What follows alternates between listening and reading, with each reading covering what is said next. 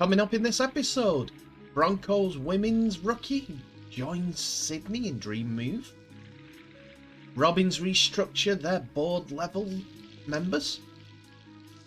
And Bulldogs announce 2024 intention to sign Xerri.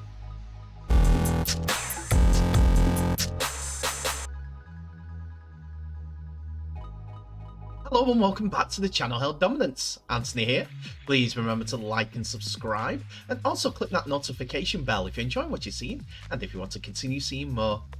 So we begin the episode with HKR, as they have made a couple of a major announcement, as HKR's owner Neil Hudgill has described the club as ready for liftoff, with the Robins announced their biggest structural change in decades. The Super League club has appointed one of Hull's best known and well-respected businessmen in Paul Sewell as their new chairman, with a further announcement expected soon regarding what has been hailed as a power board made up of prominent individuals to drive the club of East Hull forward into the new era of the sport. The club in East Hull, not the club of East Hull. Dr. Sewell OBE, the chair of the Sewell Group, who are already the sponsors of the stadium with the naming rights obviously, will lead the club alongside Chief Executive Paul Larkin, with a new board to be put in place with ambitious plans to become one of the leading clubs in World of Rugby League. Mr. Larkin will continue to oversee the day-to-day operations and on-field matters, working with head coach Willie Peters, and Mr. Sewell and the new board will be exploring new business opportunities.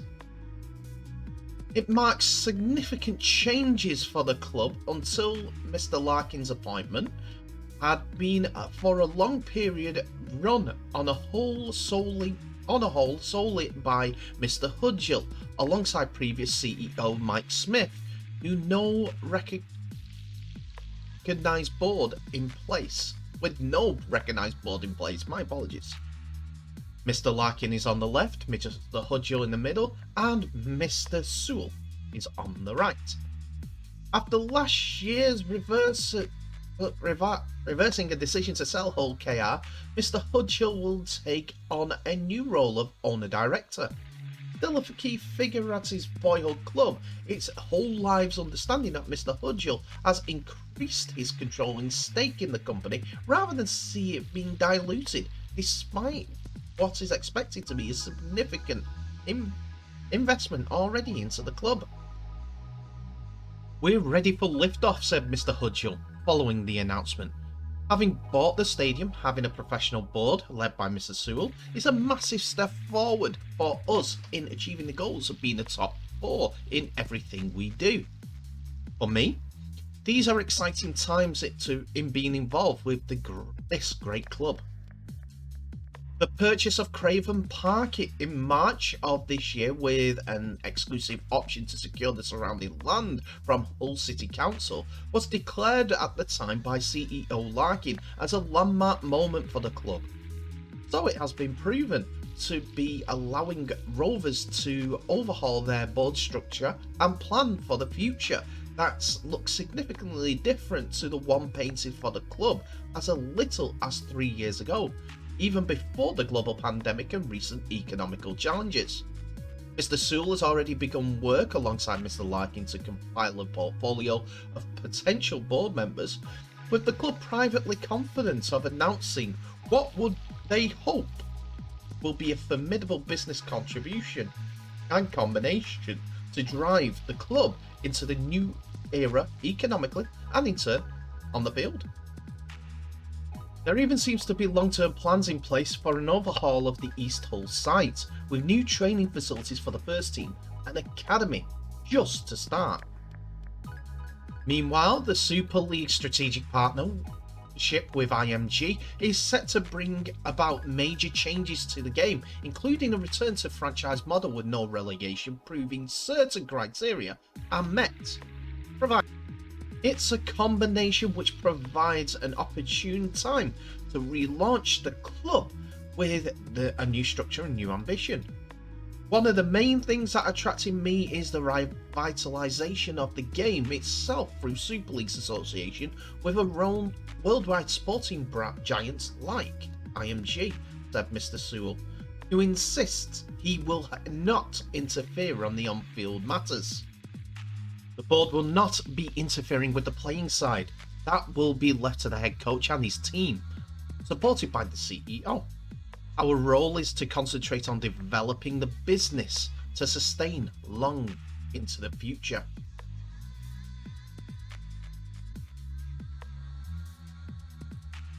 Not only are Canterbury Bulldogs making plans for 2023, they are making plans well into the future for 2024 and 2025, as they have announced that band centre Bronson Xerri is poised to make his professional rugby league return with Canterbury Bulldogs in 2024. But the NRL will not register his contract until after his 4-year doping suspension lifts next November, that being 2023. The Bulldogs confirmed on Friday afternoon they had tabled a 2-year contract to Xerri, who has not played NRL since testing positive for an anabolic steroids in November 2019, after his promising rookie year with Cronulla. After returning a positive B sample, Xerri was given a backdated ban that ruled him out of playing or training in any WADA compliance professional sport until November 2023.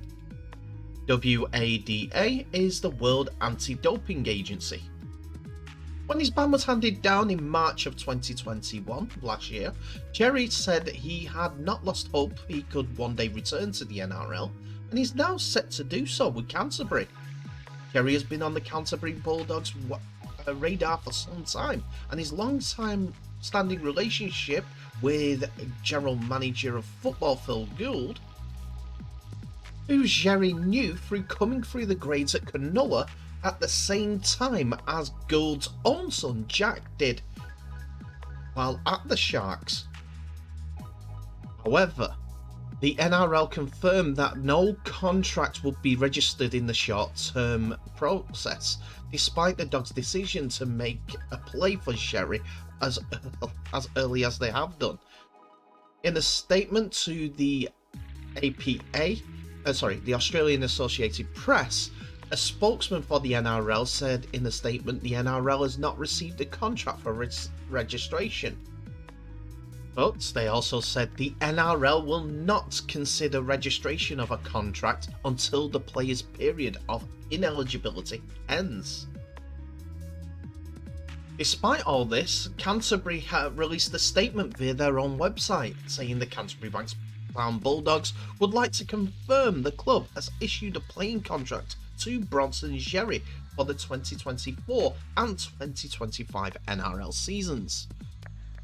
The club is continuing to work with the NRL Integrity Unit to ensure full compliance is undertaken before Bronson is able to return to the sport in 2023. The Bulldogs will make no further comment on the issue during this time. To be honest about this entire situation, I'm unsure what to think, and that's why I want to put it towards you guys. What do you think of the contracts being offered from Canterbury Bulldogs to Brandon Xerri? It's not like it hasn't happened before in rugby league, and also has happened when someone has been banned in another sport and they played in the sport. Back in the day, Dwayne Chambers, the former Great Britain World Championship sprinter and Olympic runner, he was banned for a failed drugs test. That's the best way to put it. And he played for Castleford Reserves in Rugby League. So, I'm not sure if he's done his time and admitted that he's done the crime and has proven that he's clean since. Not a problem. He just needs to know that he'll be under a microscope for any spectacular performances. He'll get the jibes off the pitch for saying, Oh, he's on something. He must be on something for that performance. He has to live with it. But as long as he can prove himself clean throughout the entire rugby league career that he could have, then no one can say anything. It'd be part of his history, not define him. We'll see how it goes. Good luck to him in whatever he does.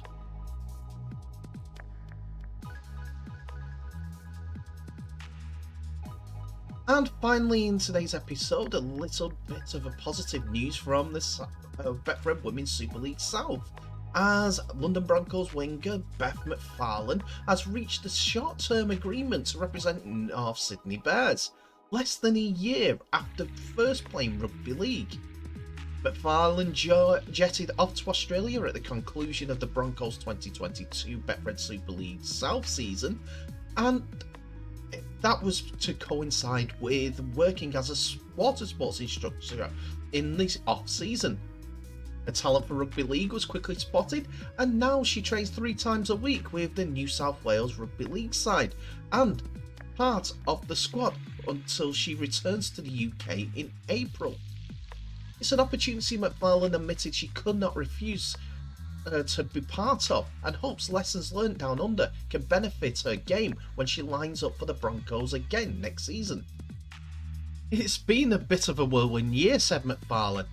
Sophie Messam introduced me to the Broncos, but my season was impacted when I fractured my sternum just as we were beginning.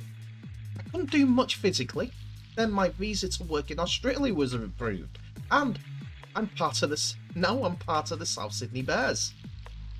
It's an exciting opportunity for me and I'm learning a lot.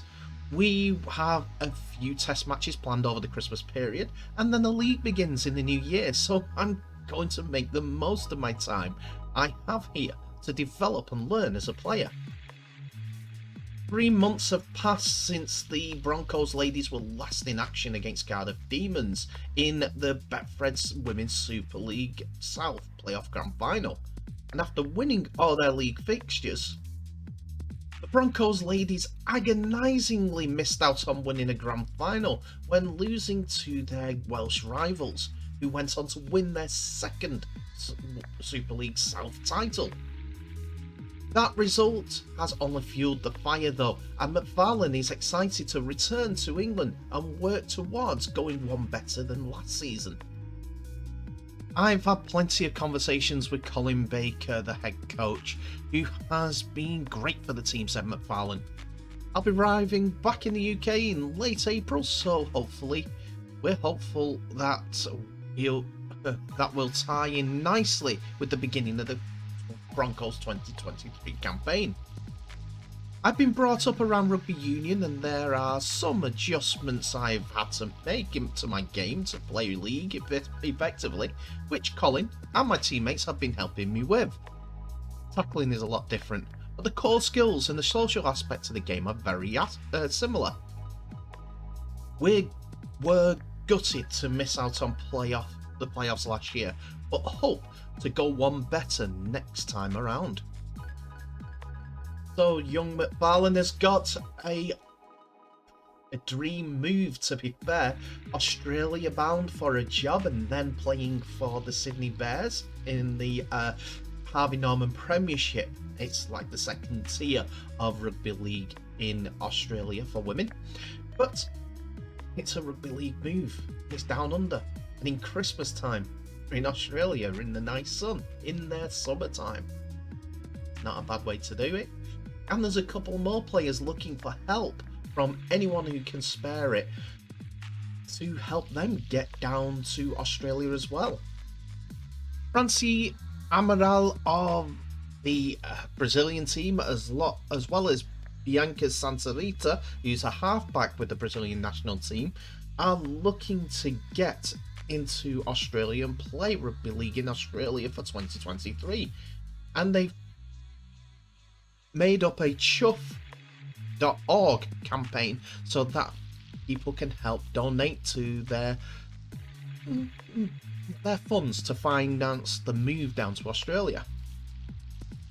Amaral got to be included in the women's team of the tournament, as her blockbusting performances in the front row for Brazil got her noticed for for her efforts. While halfback Santini will be looking for Santa Rita will be looking to improve her prospects at improving her rugby league skills while playing on Australia ahead of representing Brazil in the 2025 World Cup finals. The pair are keen to study English while over there and improve their career prospects while living in Australia, as well as the sky-high flight costs in order to come to Australia. Franciny and Byanca have to consider visa cost and study cost, while also finding accommodation and living expenses as well. They've got people willing to help with some things, but to get both of them over to the Australia and take the stress from them, it will take some fundraising. And the link below is where you can help if you can. I know not everyone can help in these circumstances, but anything to help these young ladies, I'm sure will be appreciated. If not even able to make their target, unfortunately, I'm sure that they'll use the finances well, whether it's donations to rugby league in Brazil once again, or if it helps the ladies still, please don't hesitate to help them out.